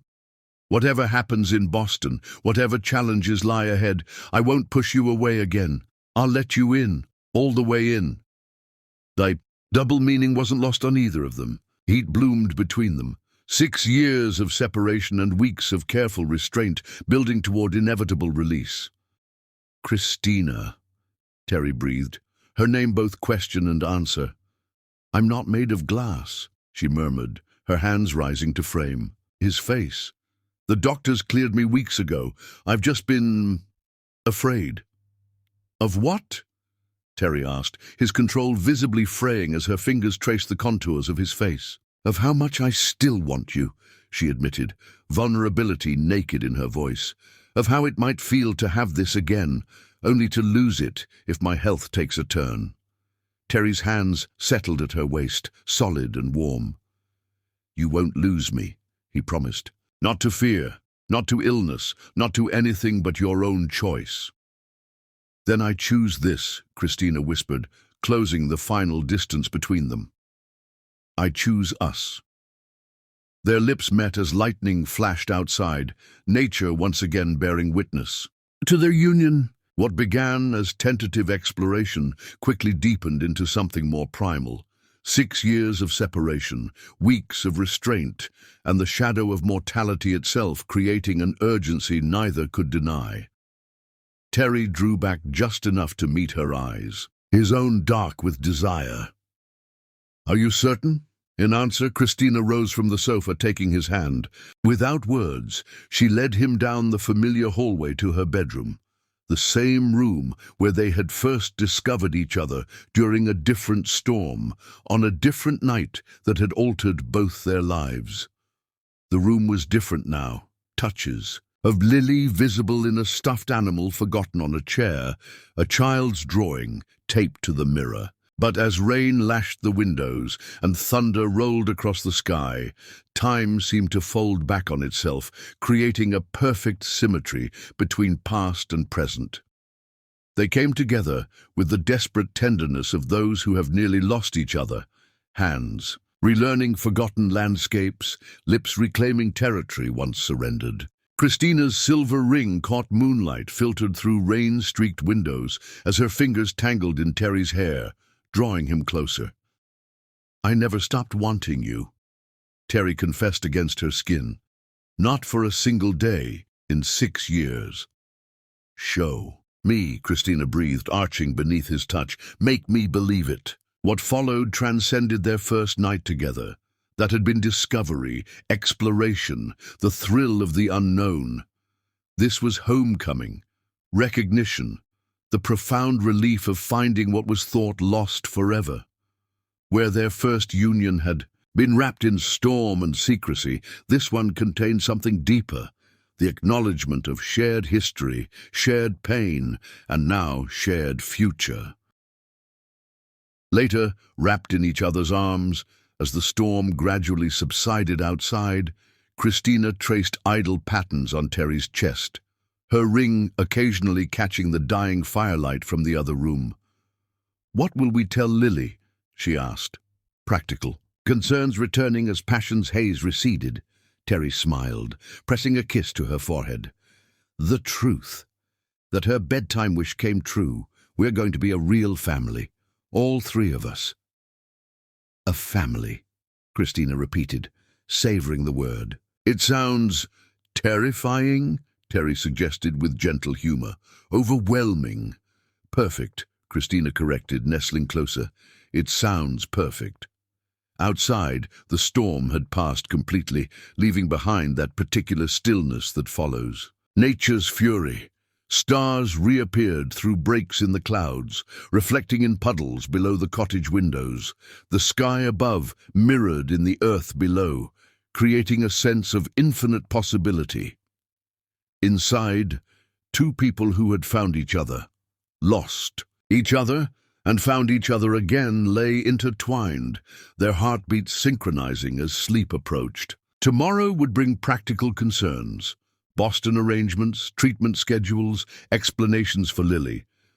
But tonight was for this reconnection, this affirmation that some bonds, once formed, could withstand any storm, even those that raged within the human heart and body. As Christina drifted towards sleep in Terry's arms, she felt something she had not fully experienced since his departure 6 years ago. Peace. Complete, unguarded peace. Whatever challenges lay ahead, they would face them together, not as perfect fairy tale characters living happily ever after, but as real people who had chosen each other despite pain, despite fear, despite the uncertainty that shadowed all human lives. In the end, she reflected as consciousness faded, that was the truest kind of love story, not one that denied darkness, but one that created light within it, strong enough to illuminate even the longest night, bright enough to cast shadows running backward through time, touching even the storm that had first brought them together with its golden glow. Chapter 9. The Second Twist. Lost Time. Boston in winter held a different kind of beauty than there. coastal town, less wild, more structured, with snow that transformed the city into something hushed and reverent. From the window of their temporary apartment, Christina watched fat flakes descend, coating bare tree branches and iron railings with pristine white, each crystalline form unique and perfect in its brief existence. 3 months of treatment had left their mark on her body, hair grown thinner, curves softened to angles, but the doctor spoke increasingly of recovery rather than management. Hope, cautious but real, had taken root alongside the fear that had been her constant companion since diagnosis. The word remission had been whispered during her last appointment, a sacred possibility neither she nor Terry dared examine too closely yet. Behind her in the apartment's cozy living room, Terry and Lily worked on a puzzle spread across the coffee table. Their easy laughter warmed Christina more effectively than the radiator's steady heat. They had adapted to city life with surprising grace, Lily attending a local school where she'd made friends, despite knowing their stay was temporary, Terry working remotely and handling her treatments with a steady devotion that still humbled. Christina daily. The silver ring on Christina's finger caught the winter light, sending tiny rainbows dancing across the frost-etched window. Not quite an engagement ring, not quite a promise ring, but something uniquely theirs, a tangible reminder of the night they had reconnected, body and soul, before coming to Boston. The night they had silently promised each other whatever time they might have left, whether decades or mere moments.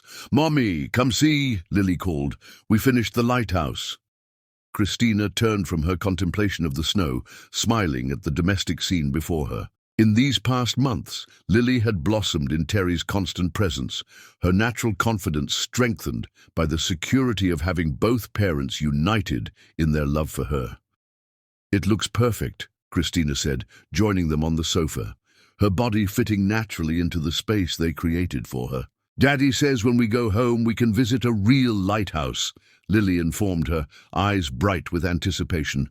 "One you can climb all the way to the top and see forever in every direction." Home. The word resonated differently now. Once, it had meant only the cottage on the cliff, her sanctuary, her fortress. Now it encompassed something less tangible but more profound, wherever the three of them were together. The cottage remained its physical center, waiting for their return once treatment concluded, but home had transcended mere geography. "That sounds wonderful," Christina agreed, her fingers automatically finding Terry's where they rested on the sofa between them. This casual intimacy, touch without thought or hesitation, still felt like a miracle after so many years of self-containment. Terry's thumb traced gentle patterns against her skin, a subtle caress that spoke volumes. These quiet moments of connection had become their silent language during difficult treatment days when words felt inadequate. "How are you feeling today?" he asked quietly, while Lily began work on another section of the puzzle, tongue caught between her teeth in concentration, so like her father that it made Christina's heart squeeze with tenderness. "Better," Christina answered truthfully. "The new medication doesn't make me as tired. I actually feel like painting today." Terry's smile conveyed both relief and lingering concern, the expression she'd come to know intimately during these months of treatment. The balance he maintained, support without smothering, care without pity, had been her foundation through the darkest days. "Good enough for a surprise?" he asked, eyes warming with something that sparked her curiosity. Christina raised an eyebrow. "What kind of surprise?" "I found a letter in our mail forwarding from home," Terry explained, "from someone named Eleanor Bishop. The return address is a nursing home about 20 miles from here." Christina stiffened, the name triggering a cascade of memories that tumbled through her mind like autumn leaves. "Eleanor? Are you sure?" Terry nodded, reaching into his pocket to produce an envelope slightly yellowed with age. "It's addressed to you." "I didn't open it, of course." With fingers that suddenly trembled, Christina accepted the letter. Eleanor Bishop was my neighbor. Before Lily was born, she watched my cottage when I went to stay with my grandmother. Her voice trailed off as realization dawned. She moved away to live with her daughter in Massachusetts. I lost touch with her years ago. Terry's expression shifted, alert to the undertone in her voice. Is everything okay? I don't know, Christina admitted, turning the envelope over in her hands. It's just strange timing, almost like the universe is trying to tell us something. She opened the letter carefully, unfolding thin stationery covered in shaky handwriting that still retained echoes of elegant penmanship. As she read, her face drained of color, her eyes widening with each line they consumed. Christina. Terry's concern was immediate, his hand moving to cover hers. What is it? I need to see her, Christina said, looking up from the letter with an expression Terry couldn't quite interpret. Shock mingled with something that might have been dawning hope or deepening pain. Today, if possible. She's not well, according to this. She wants to speak with me about something important from the past. Terry didn't hesitate. I'll arrange it. Lily has a play date with her friend from school this afternoon. I can drop her there and take you to the nursing home. Christina's hand found his, squeezing with wordless gratitude. Whatever the letter contained, beyond the simple request for a visit, she couldn't bring herself to share it yet. Not until she'd heard Eleanor's words directly, not until she knew whether the impossible coincidence suggested in those shaky lines could possibly be true. The nursing home was pleasantly appointed, but carried that distinctive institutional atmosphere no amount of cheerful decor could fully disguise. A sympathetic nurse led them to a private room near the garden courtyard, explaining that Mrs. Bishop had good days and bad days, but had been anticipating this visit with particular clarity. She's been asking for you for weeks, the nurse told Christina. Ever since she saw your name in an art magazine. There was an article about your gallery exhibition back home. Christina exchanged a glance with Terry. Her most recent exhibition had opened just before her diagnosis, a showing of seascapes that had garnered unexpected attention from a national publication. The nurse paused outside a door decorated with pressed flowers. She may tire quickly, but she's been very insistent about speaking with you. With a gentle knock, she opened the door and ushered them inside. Private room near the garden courtyard, explaining that Mrs. Bishop had good days and bad days, but had been anticipating this visit with particular clarity. She's been asking for you for weeks, the nurse told Christina. Ever since she saw your name in an art magazine. There was an article about your gallery exhibition back home. Christina exchanged a glance with Terry. Her most recent exhibition had opened just before her diagnosis, a showing of seascapes that had garnered unexpected attention from a national publication. The nurse paused outside a door decorated with pressed flowers. She may tire quickly, but she's been very insistent about speaking with you. With a gentle knock, she opened the door and ushered them inside. Eleanor Bishop sat in a comfortable chair by the window, winter light illuminating her like a Renaissance painting. Time had etched deep lines in her face since Christina had last seen her, but her eyes remained sharp and bright, taking in her visitors with obvious recognition. Christina, she said, her voice thin but steady. You came, and this must be Terry Lamb, he introduced himself, stepping forward to take the fragile hand she extended. Eleanor's gaze moved between them, a knowing smile touching her lips. So you found each other after all, she murmured. I've hoped for that for so many years. Christina moved closer, settling into the chair indicated beside Eleanor's. Your letter, Eleanor, what did you mean about a visitor looking for me, about a misunderstanding? The elderly woman's expression grew solemn. I've carried this regret for too long, my dear.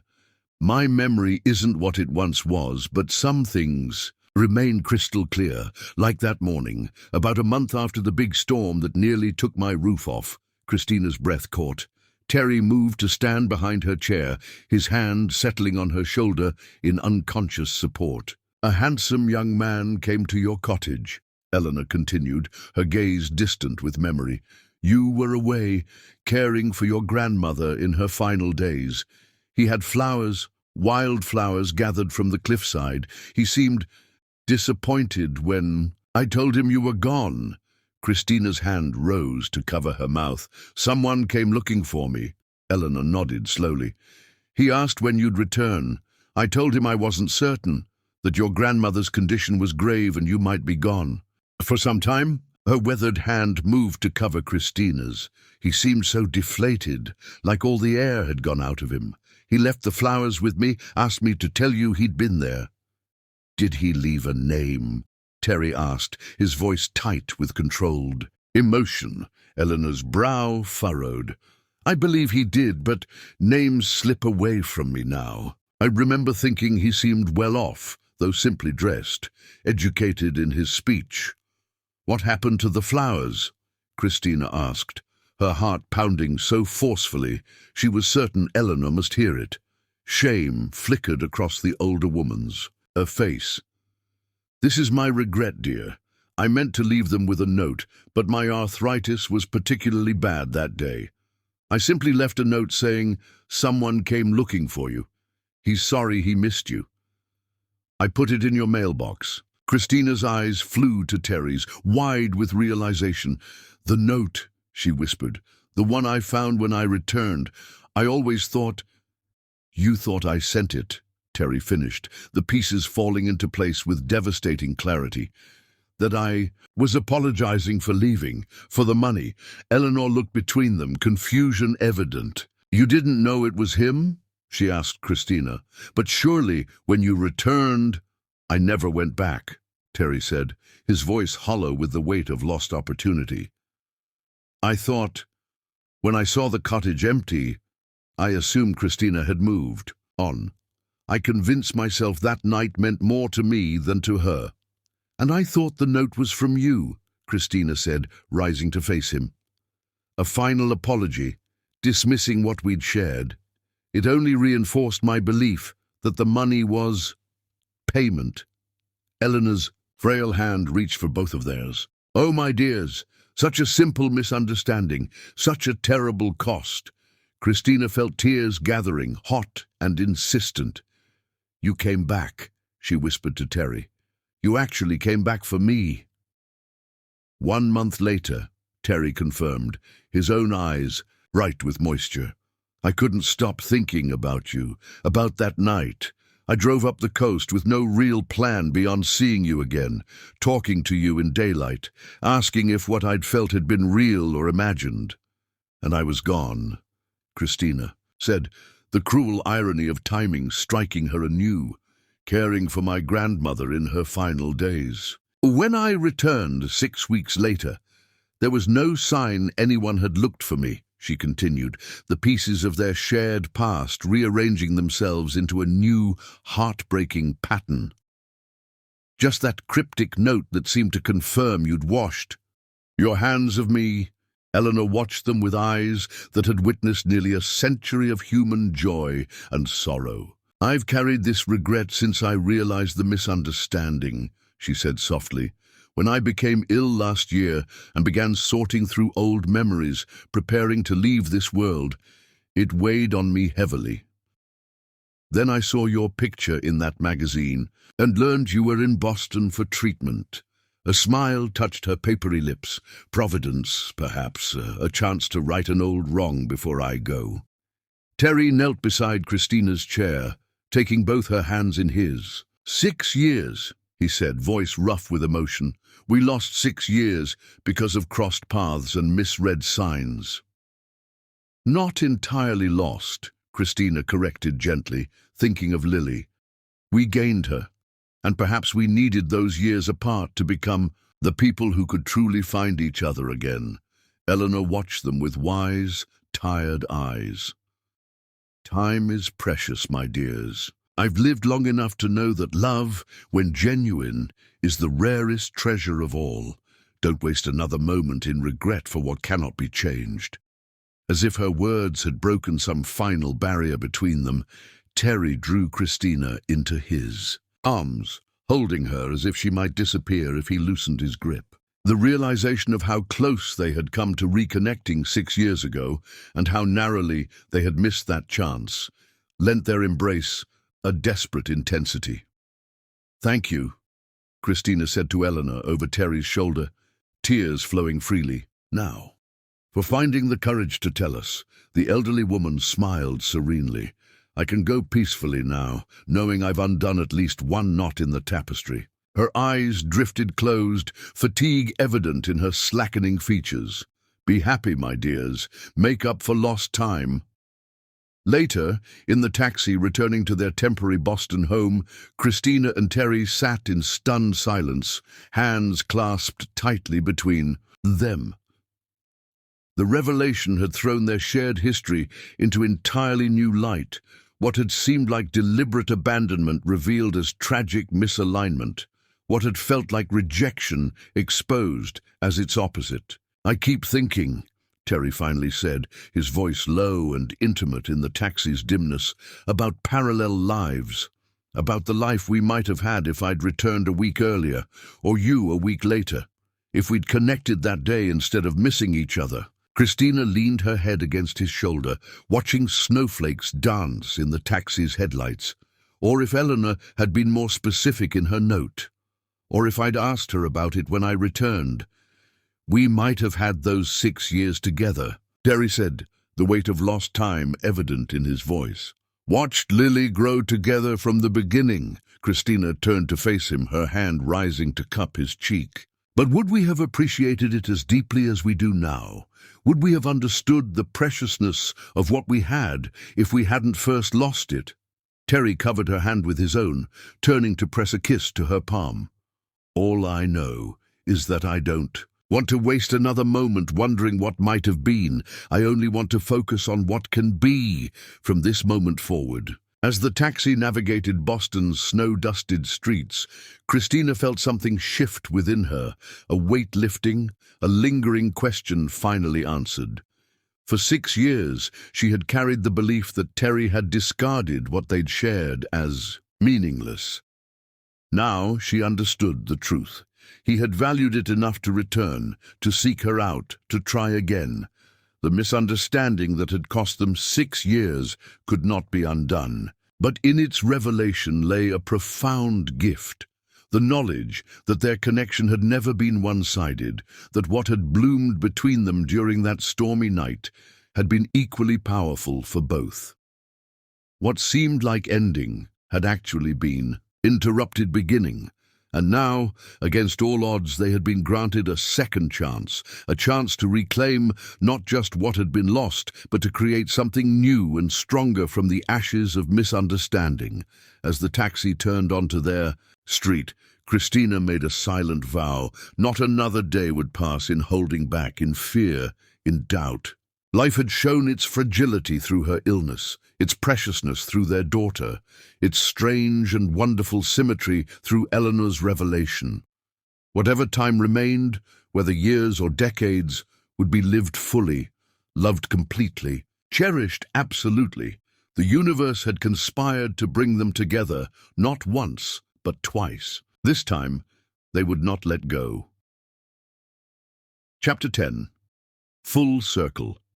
Spring had returned to the coastal town, carpeting the cliffs with wildflowers. Christina stood on the cottage porch, breathing deeply of salt-laden air after the long months in Boston. Her body felt increasingly her own again, strength returning with each passing day. "Final box unpacked," Terry announced, joining her at the railing. "We are officially home." Home. What had once been Christina's solitary refuge now pulsed with the vibrant energy of family life.